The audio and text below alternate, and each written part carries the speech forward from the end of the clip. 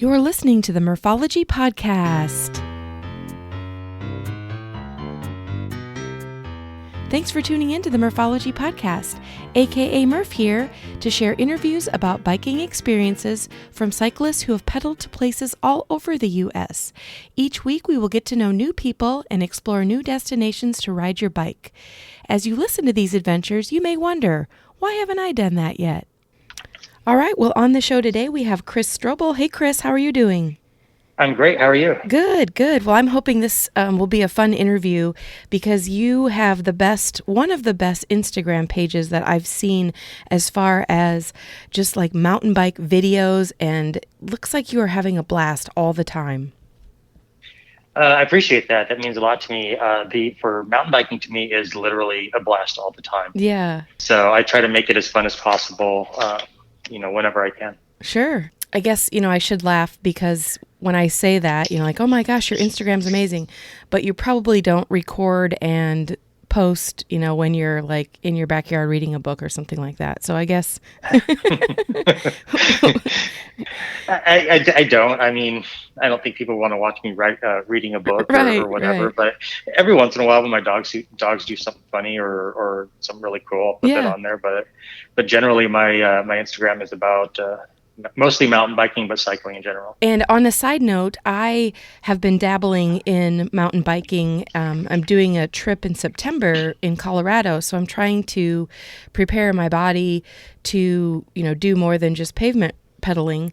We don't have mountains here in Iowa, but we do have some pretty intense tracks, single track and up and downs, and not a lot of rock, but mostly dirt. So I may pop in with a question or two about how you can help me become better.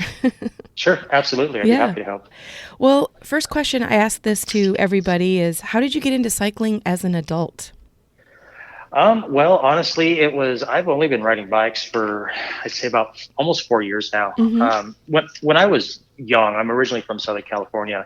When I was young, I had bikes and I would just ride them around the neighborhood. But, as I grew up, I just never rode a bike. And I moved to Bentonville, Arkansas, probably about 4 years ago, just over 4 years, to run a restaurant. And things weren't going as planned. And I was suddenly let go with no explanation by a boss who I considered one of my best friends. And it was zero explanation. He didn't let me go. He sent someone else to do it, and it really hurt me tremendously. And previously, I had a bad history of alcohol abuse. Mm-hmm. I had made a friend in Northwest Arkansas, Josh, and he kept bugging me to ride bikes with him. And I was just getting so annoyed with it. I was like, what is so great about riding bikes? and finally, after this had happened with the restaurant I was running, I was like, you know what? I'm going to give it a shot. And I went and bought a very inexpensive, probably 60-pound bike from a big box store. And that first ride, I immediately fell in love with it. It allowed me with cycling. At that point in general. And it allowed me to be free, to clear my head. I had to concentrate on not falling off the bike, not running into somebody, rather than worry about all the problems. And previously in life, I had, certain things that were pretty detrimental would happen, I would either run to the bottle. I generally would run to the bottle. So I had a choice this time. It was either ride bikes or go back to my old habits. And I chose to ride bikes. And from that day on, it was, from that day on till now, I just hit it hard, and cycling has now become a huge part of my life. And I essentially say that cycling saved my life, potentially. And I see in cycling both mental and physical benefits, like huge. Absolutely. Absolutely. For like I said, for me, it allows me to clear my mind. I'm currently a restaurant manager again. I've been in the industry for 20 years, and people that have never done it can't quite understand. They think it's just a lot of fun, and it is a lot of fun. That's why I do it, but it's also very stressful. And, when life gets hard, I can literally just jump on my bike, and where I live across the street from some world-class trails. So I can jump on my mountain bike and just hit the trails for an hour and clear my mind. If I need to think about these things or, work through them, it allows me to do that, and I don't have anything else bothering me. Mm-hmm. But physically as well, I hate running. I can't stand it. It's just, to me, I get bored with it. Mm-hmm. I'm a swimmer. I've been a swimmer since I was little, and there's just not a lot of access around me to pools. So being physically fit has been a huge part of my life since at least high school. So this is my way of getting cardio in. Mm-hmm. And so you're absolutely right. Physical benefits as well as mental benefits are tremendous in any aspect of cycling. Mm-hmm. And you mentioned you're in Arkansas. Do you want to give us some more, like a little bit about where you live and what cycling, like you mentioned, you have a trail really close to your house, which is amazing, but give us a little bit more about that. I live in Bentonville, Arkansas. Like I said, I moved here about 4 years ago to run a restaurant.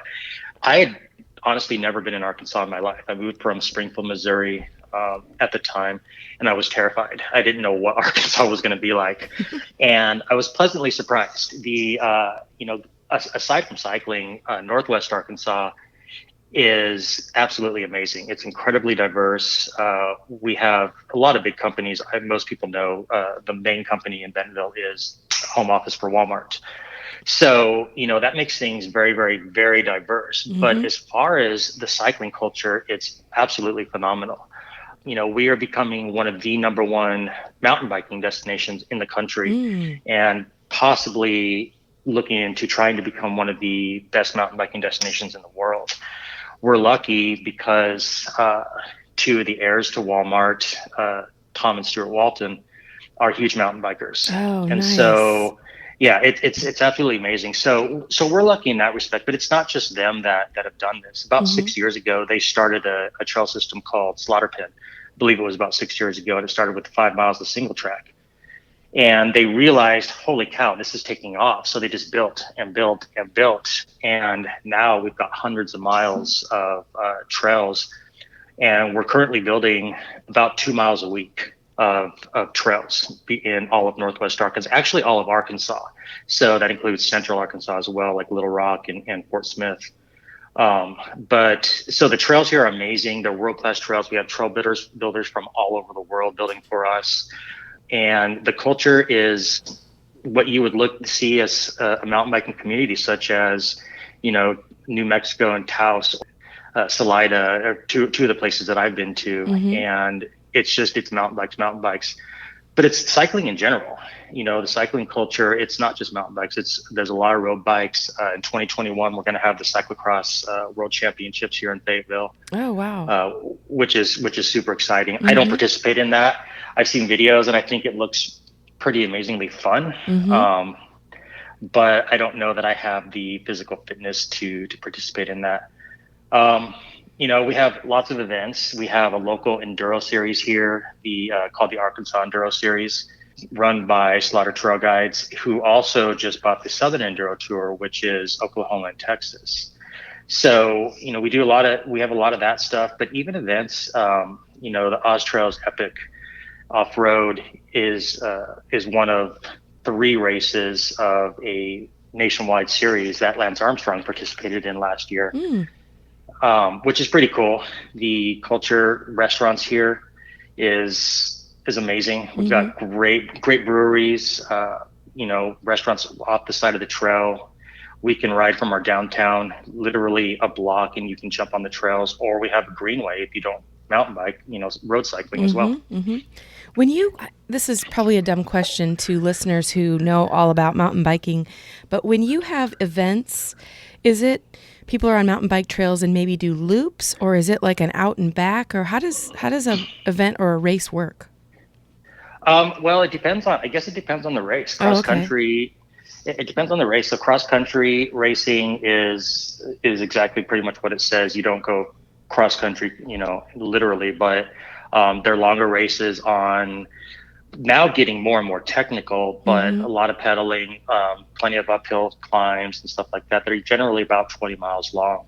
Enduro races are very similar to downhill races, except that with enduro racing, it's staged. So The majority of the races that I've done have been 6 to 7 stages, and you are generally shuttled to your first stage, or you're already really close to, where you get your timing chips and stuff. Mm-hmm. And the stages are timed, but then you transition from, say, stage 1 to stage 2, and those transitions are not timed. However, they are generally very difficult. So I remember my first enduro race was last summer, and it was in Bella Vista. And Bella Vista is known for its climbs and not necessarily super technical terrain, Mm-hmm. but definitely its climbs. And so one of the transitions was almost 7 miles long. Oh. And it was in the middle of summer. Arkansas is incredibly humid, and I think the heat index was 105 degrees. So, but the idea is enduro racing. The idea behind it is to see how much you can push yourself as far as that goes. And then they take the time from each stage, they add them all up, and whoever has the lowest times is the winner. Oh, and okay. and these races can literally be determined by tenths of seconds, sometimes hundreds of seconds. Wow. So it's incredibly important. You're not allowed any kind of help during the race. You have to ride the same rims, frame, equipment, all that stuff. You cannot get outside help from a car. We actually had someone try to jump in a car and go to the next stage, and he was disqualified. As he should be. Yeah, absolutely. Because there were 400 of us that were 399, I guess, of us that were riding these transitions, and he decided he was going to get in the car because he thought it was better. So, and downhill racing is literally that. You go to the top of a run and you go as fast as you can downhill. Oh, man. And whoever has the best time is the winner. Mm-hmm. So I participated in one downhill race and decided that it just wasn't. I love riding downhill. I prefer to be shuttled and whatnot, but it just wasn't necessarily for me. Mm-hmm. Because while I consider myself pretty brave, some of the stuff I see these guys do is incredible. Mm-hmm. So I did all right. I think I placed 6 out of 20, but that's great. Yeah. It's my first one, but I'm really hard on myself, so I wanted to place better. As far as other races go, like the Oztrails Epic, which is considered, I would say, a cross country race, it's your time. Whoever has the lowest time, whoever finishes first, usually mass starts and stuff. But enduro racing, when you start one at a time, and you go about 30 seconds after each rider previously before you. So it's not like you're starting all at once. Okay, so you're probably passing a rider here and there, but it's not like a mass start where you're trying to get to your position right away. Right, exactly. So, Okay.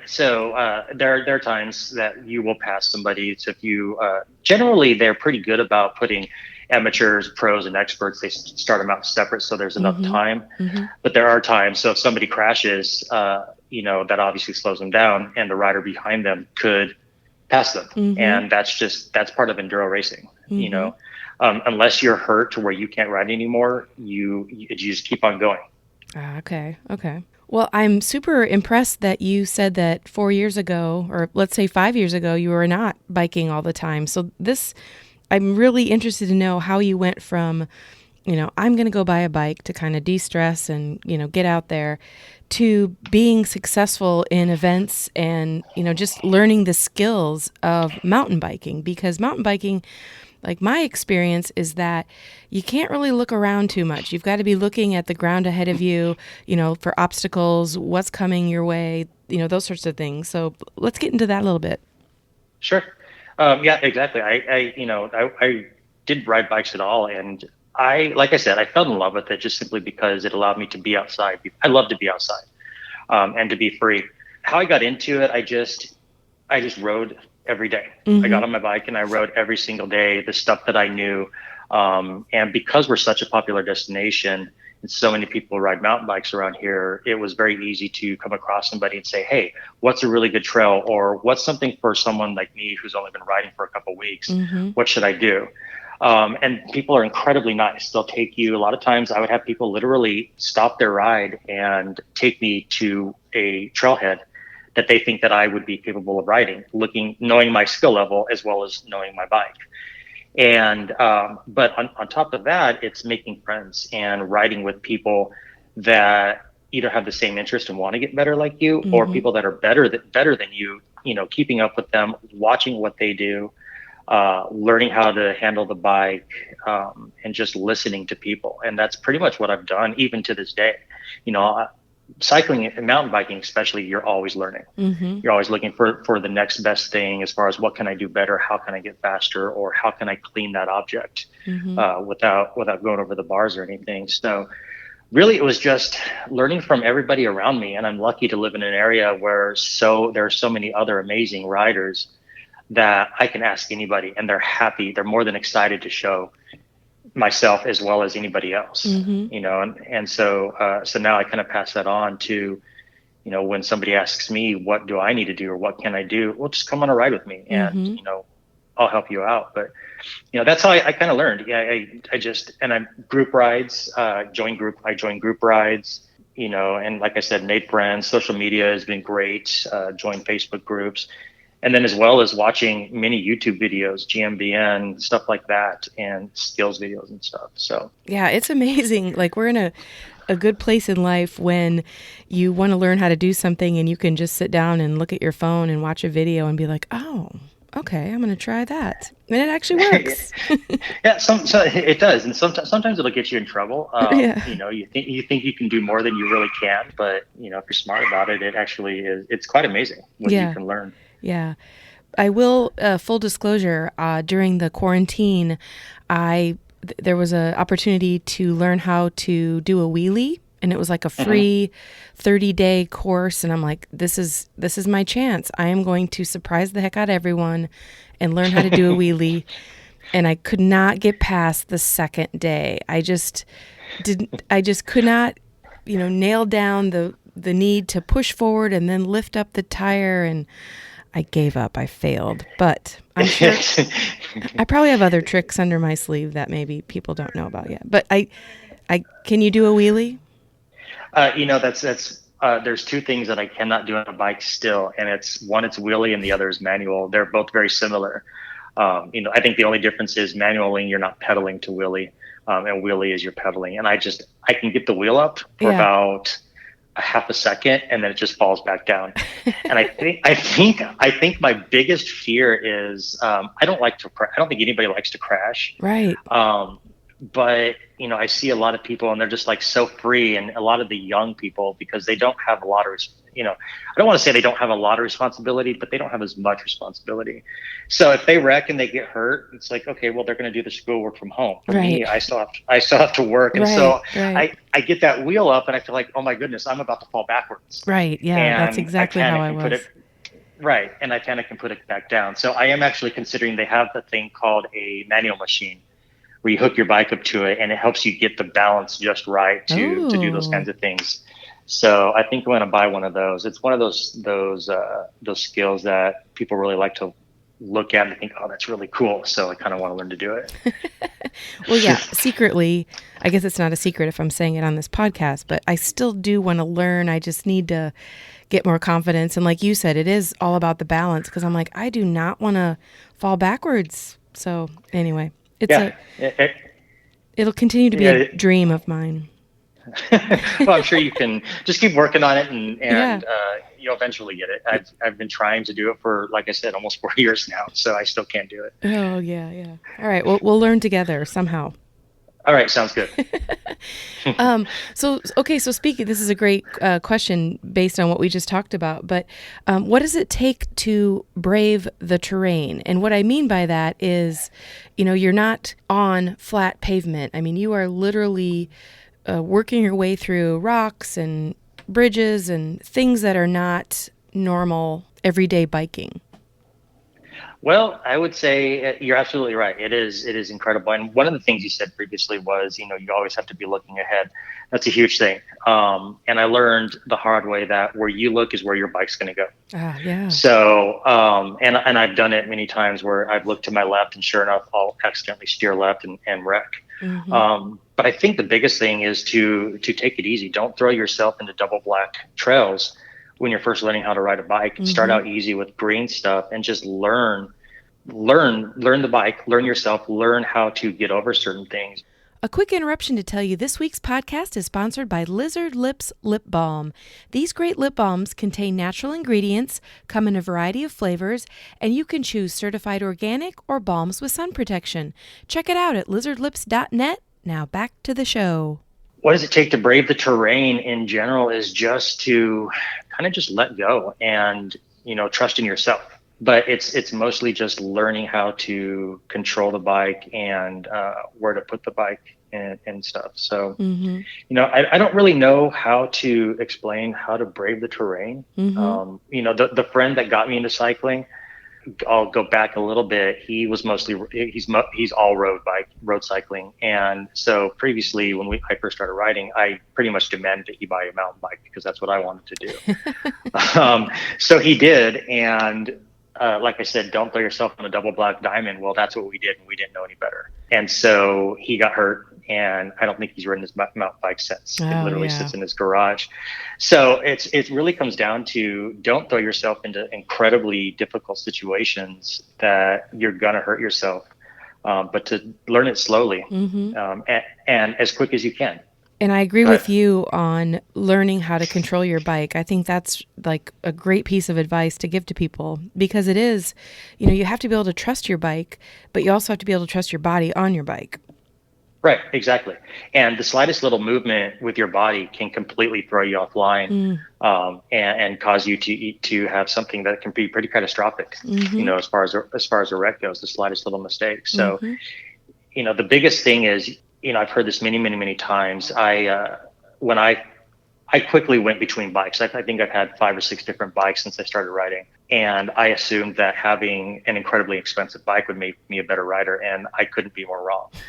You can have a $10,000 bike, but if you don't know what you're doing, it doesn't matter. Right. So it all comes down to skill and learning how to actually use that bike and be smart about where you're riding that bike with your skill level.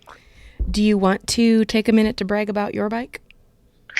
Sure. Yeah. Absolutely. I mean, people make fun of me because I'm always talking about bikes, but my bike, I have two. I have a mountain bike and a road bike, and my mountain bike is currently a 2018 Giant Transadvanced one. And when I bought that bike, my local bike shop, I went through, they had return policies. So if I didn't like the bike, I want something better, within 30 days, I could exchange it. So I went through like 5 or 6 bikes, I can't remember. And I literally got on Giant's website and I said, I like that color. It's expensive. It must be good. So I asked them to order me that bike.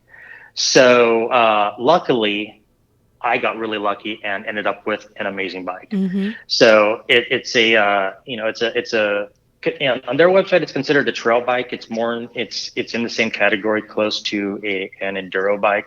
It's just not as long as one of those, but it's a 27.5 wheel, 140 millimeters rear travel. Front travel, I've increased to 160 millimeters.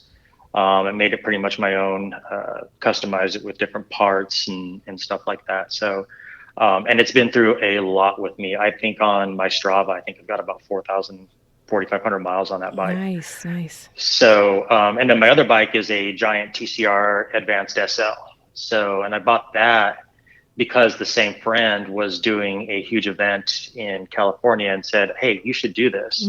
I swore that I would never be a roadie. After mountain biking, I swore that I would never do it. I've never owned a road bike. Through the local bike shop that I bought my mountain bike through, had won an entry-level hybrid bike through a contest. And I was like, I'm going to take that money and I'm going to apply it towards a nice road bike. So I did that and started riding road, and I actually fell in love with that again, that aspect of cycling as well. I tell myself I'm 95% mountain bike, 5% road biker, just because I love mountain biking so much, but I do love getting on the road bike. And this road bike has been amazing. I think I've owned it 2 years, and it's probably got about the same amount of miles as the mountain bike. Oh, nice. So, I don't ride it as much, but I use it a lot for fitness, base miles and stuff like that. And then I bought it to do this big event that I've done 2 years in a row. So they're my babies, and I'm currently in the market for another mountain bike. I've been in the market, I'd say, for about a year and a half, but it's the way that bikes are going now, it's so hard to decide. So Right, right. As soon as you buy one, there's some other component that's been upgraded or changed on the newest bike. I equate bikes with like computers, or Oh, more yeah. specifically, say like when I use Apple products, and they're the same way. It's like, oh, I just bought the new MacBook. Oh, here's the new one next year, and it's got this and this and that. So it's better. It honestly is the same thing with mountain bikes. But with that said, I don't like to follow when I first started riding, I was like, oh, I got to have this. I got to have this. I need this because everybody has it. Mm-hmm. And I quickly learned that really didn't matter as much as I thought it did. So, and Yeah. that's why I have taken so long to choose the next bike that I purchase, because there's Mm-hmm. been many times that I've gone, oh, I like that bike. That's really cool. And then I've ridden it and I hated it. Mm-hmm. So, and like you said, things keep changing. So, eventually, maybe by the end of summer, I'll have another bike, but I don't know. We'll see. All right. Well, you do have two amazing bikes already. Do you want to tell us a little bit about an adventure or two that you have been on with one of these bikes? Sure. As far as mountain biking goes, I'd say I think my favorite so far was actually last fall. We went to, I have a group of friends that does a yearly big mountain bike trip. And we go somewhere out of state, out of Arkansas. And so last year we went to Taos, New Mexico, Mm. and previously we went to Salida, and that was amazing. But like I said previously, I prefer to be shuttled or ride downhill Mm-hmm. as fast as possible. So we went to Taos, and that was incredible. The mountains, and bunch of groups of guys. They all left their wives at home. It was just a guys trip and just mountain biking for 4 days. And so we get there, and the scene was amazing. Taos is a very eclectic, I would say, more hippie type city. It was Mm-hmm. really cool.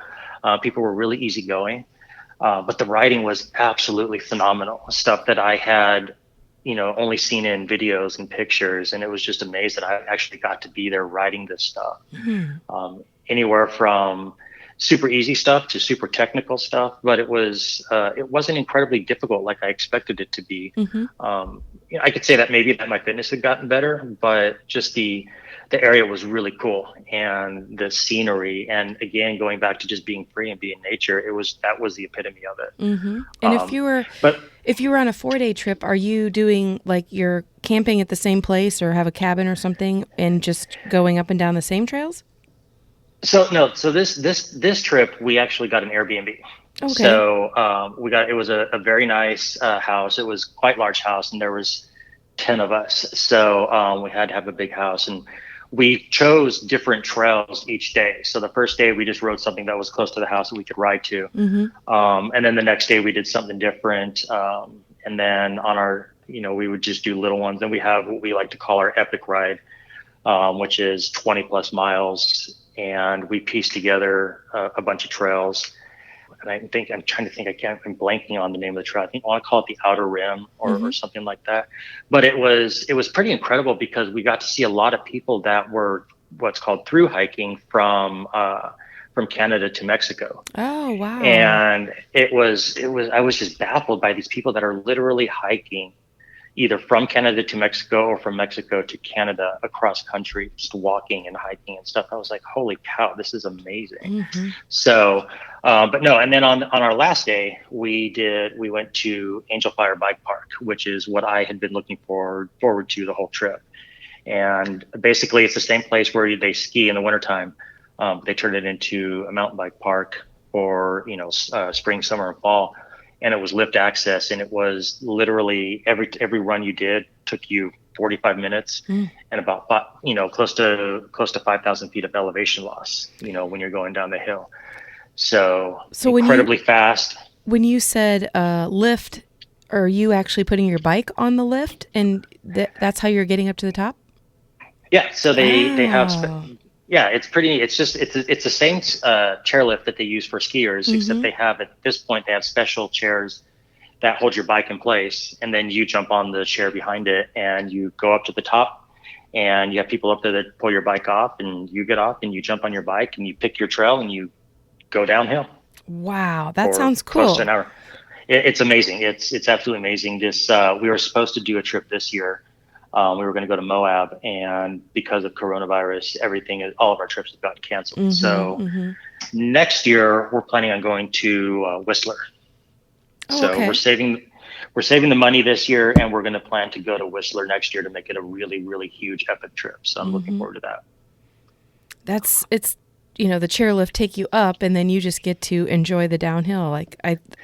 It's pretty amazing, and a lot of the enduro races, especially in the series called the Big Mountain Enduro, that's what they do to help you get to the stages. Because while they like the transitions to be difficult to test you out, climbing 5,000 feet before racing down another stage could be pretty impossible. Right.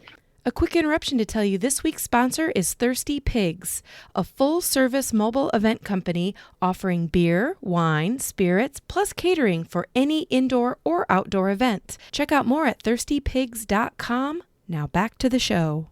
And then another trip that I do, and this is on my road bike, is the reason I bought the road bike. For 2 years, for 2018, 2019, I did what's called the AIDS Life Cycle in California.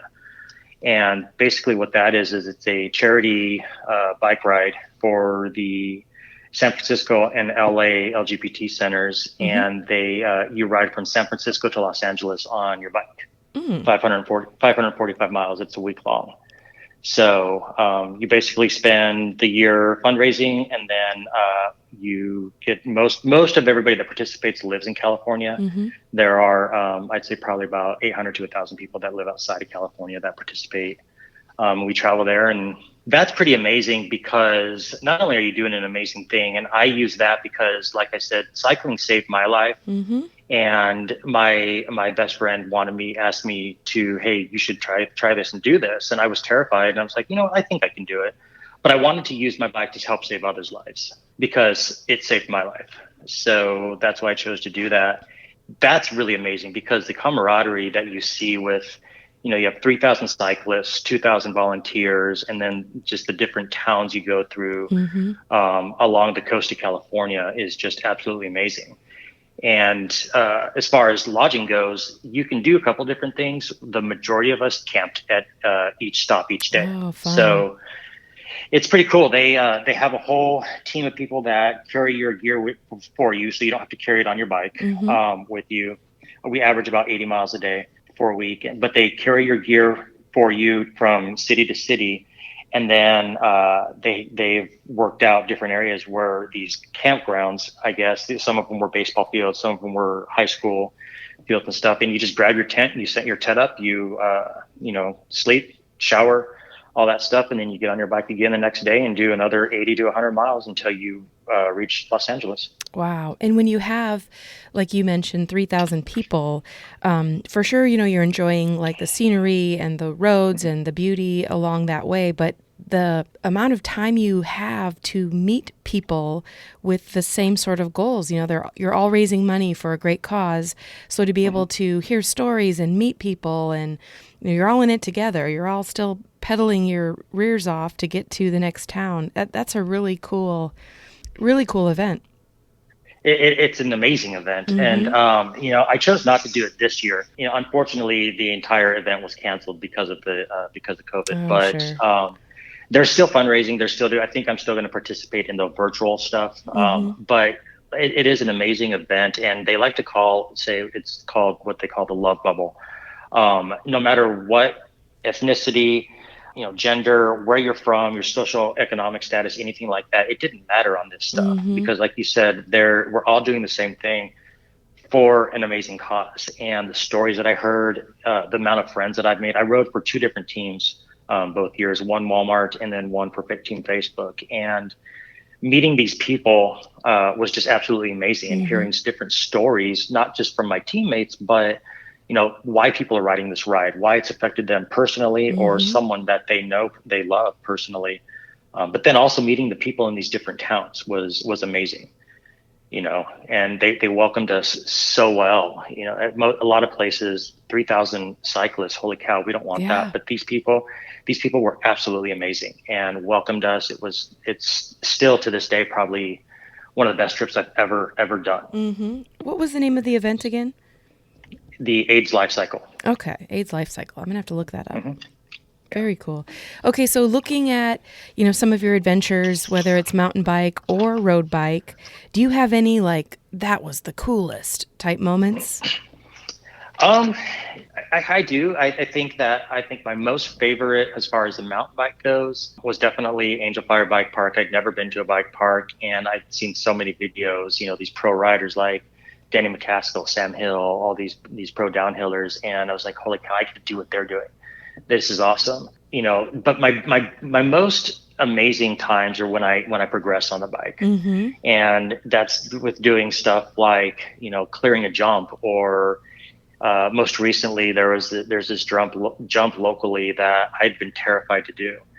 Just simply because it's not small, it's big, and it's very intimidating. Finally, one day I had some friends that were like, hey, I'll tow you into this. Just follow me, match my speed, do just this. You have the skill. Just do it. And I did it, and Yay. I cleared it. And it was the most amazing feeling. And it's always the most amazing feeling to progress on a bike. And, I think I convey that on my social media, when I get so excited. But then again, also the most amazing moments is stuff like when I did AIDS life cycle. It's just the awe that you're in, mm-hmm. not just by the scenery, but by the way that people as humans can come together as one for one big cause. And I think that's absolutely amazing. So. Yeah. And I've always said, when you're in a group, I do a lot of group rides, and the best part of being with groups is that, you really don't know what people do for a living or how much money they make. It doesn't really matter, and even right. Who cares what kind of bike they have? It's just like the fact that we're all pedaling together. We all have the same amount of miles to get to wherever we're going. And It's just the time to enjoy each other's company. That's the part I love about it. That absolutely. And when I first started riding, I was very intimidated because I was around a lot of people that were better than me. And I quickly learned that I'm intimidating myself. These people that are far better than me generally want to help me get better. Or now for myself, I want to help others get better. I don't care if you just started riding. I'm happy to show you things. Yeah. And I didn't realize that at first. So I was incredibly intimidated, and I'm generally very shy. And so, I had a hard time approaching people at first, and realized that they don't care. They generally don't care what kind of bike you're on, like you said. They want to, especially with mountain biking, share the stoke of mountain biking because it's so amazing. Mm-hmm. So, that's one of the biggest things I tell people is don't be intimidated by it. Just, get on a bike and ask for help.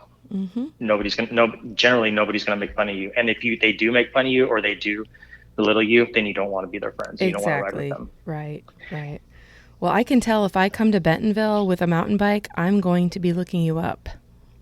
Absolutely. I would love to.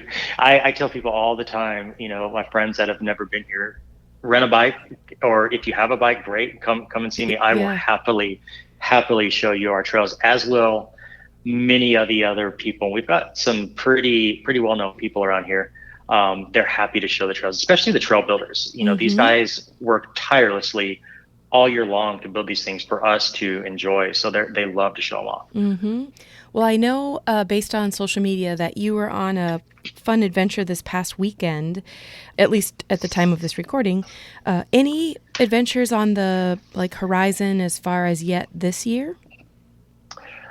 This year, it's a lot of it's kind of up in the air right now, simply because of the the state that the world is really in. I know that we're going to. I'm very optimistic that racing is going to continue. So those are going to be some adventures. I started enduro racing last season, and I again fell in love with it. It's absolutely amazing. So hopefully that's going to start up again. It's looking good. One of the big ones in an area called Ponca, which is probably our area with the most elevation. And it's near what's called the Upper Buffalo River. And the scenery is amazing. The riding is absolutely phenomenal. So that's going to be an adventure. The rest of the year, I'm honestly not really sure. It's just we're kind of going day by day. The group that I have this last weekend was just super last minute. I needed to get out of town, and we suddenly decided we're going to Texas, and we're going to ride bikes in Texas. So We did some primitive camping, kept our distance from people, Mm-hmm. and went out there. So possibly some stuff like that. Mm-hmm. Colorado is only a 10-hour drive, so we're going to consider going to possibly Trestle and riding there if they ever open up. But like I said, it just depends on what opens and when it opens. And this isn't a full-time job for me. I do still have a job, Right. so I have to unfortunately work around that. And my line of work, it can be difficult because I work mostly evenings and on the weekends. So it takes quite a bit of planning. Yep. So, but I will say sometimes, those impromptu, gatherings with friends where you're like, let's go here. And then you take off and do those little, even if it's just an overnight or even a day trip, some of those can be the best adventures. Absolutely. This last one that I mentioned in Texas was absolutely amazing. I didn't know, other than we went to a place called Spider Mountain, which is a bike park. And that's why I wanted to go, just simply because of that place. But I didn't know that Texas had the amount of mountain biking that it does until I got there. So the campground that we stayed at was called Reveille Peak Ranch. And what they've done with that whole area is just absolutely amazing. So you're absolutely right. Just super last minute. Let's go check this place out because we can't do anything else right now. Yeah. And it surprised the heck out of me. I was like, holy cow, why haven't we done this before? So, and it's just so much fun. Right. Well, before I ask the last question, do you have any organizations or nonprofits that you want to, maybe take a second to plug? Yeah, sure. I mean, just honestly, the biggest thing is, as cyclists, always support your local bike shop. Yeah, for sure. Without them, you can buy all kinds of stuff online, but without the local bike shop, no matter how good of a mechanic you may think you are, if they die, who's going to work on your bikes, or who's going to bail you out when you need a tube one day, or need a tire sealant and stuff like that. So that's the biggest thing. The other thing is, I don't know a lot on road cycling, but another big one for me is IMBA, the International Mountain Bike Association. Is something they advocate for trails all over the world. And whether it's helping communities that don't have the funding build trails, getting them the funding, or advocating to allow cyclists, mountain bikers particularly, access to stuff that they've never had access to before. So I'm a local member of what's called FAST, or Friend of Arkansas Single Track, and OORC, which is the Ozark Off-Road Cyclists. So that, and then another really cool one is what's called Buddy Pegs. A person that's local here started a media / group, like to teach young kids, really little kids, 2 years old, I'd say, to get on bikes and getting kids out on bikes. Oh, fun. Which is really cool. And then another one that I just thought of that's really cool is we have a place here called Pedal It Forward. And it's a place where people can donate bikes that they're not using, that they know that they can't sell, or just don't really care to sell. This group will fix these bikes up, and they give them away to people that can't afford to buy a bike to get them out on bikes. Yeah. So. And back to IMBA, if people want to look that one up, it's imba.com, and it's all about mountain biking across the United States. But then I think once you're on there, you can find local versions as well. Yeah, exactly. Yeah. So it's imba.com. If you want to support them, you can just type in your zip code or whatever, and it'll give you your local. In Arkansas, it's FAST and ORC. In Springfield, Missouri, it's MORC, Missouri Off-Road Cyclists. But it's worldwide. They advocate all over the world. So it's pretty amazing organization. Excellent. Okay, last question for you. Sure. Any advice you'd give to people thinking about trying out mountain biking? Don't jump in head over heels. Don't take the black diamond. Exactly. You're gonna get hurt. Take people's advice. Don't follow trends as much as you may want to. I did that at first, and it's really just getting into it. Get the bike that's going to be right for you. Start out easy and just progress as your body and your mind allows you to. Is the biggest thing, but mostly just have fun with it. Yeah. It's if you push yourself too hard and make it work, you're just not going to have fun, and you're going to burn yourself out, and you're going to hate it, and you're going to spend however much money on a bike, and it's going to sit in your garage. Mm-hmm. So, and I've seen that too many times, and it makes me really sad. So great advice. Well, Chris, I appreciate you being on the podcast today. It was so awesome to learn about Bentonville, Arkansas and the area, and just about you and how you've gone from non-biker to awesome skills. I appreciate that. I am honored that you asked me to be on this, and I hope that, someone like me, who is very much an amateur still, can let people know that no matter how new you are to the sport, you can still get into it. Yeah. And, based on what I see, you always look like you're having fun. And that's exactly what you said, when you're giving advice. Like, you are enjoying yourself for sure. Absolutely. That's the biggest thing for me, is always have fun with it. And don't push yourself too hard. Like I said, if you make it a job, you're just going to hate it. Yeah, agreed. All right. Well, thanks, Chris. Thank you. Well, that's it for this week. A big thank you to Chris for being on to talk about his love of cycling. And if you have a topic or the name of a cyclist you find interesting, email me at MurphologyPodcast@gmail.com. You can go to MurphologyPodcast.com to find good info. And I recently launched a YouTube channel, so if you want to see videos of the places I bike, check that out. I'll leave you with this quote from the Unwritten Book of Murphology. This quote is from Edward Abbey. "May your trails be crooked, winding, dangerous, leading to the most amazing view. May your mountains rise into and above the clouds." Think about it.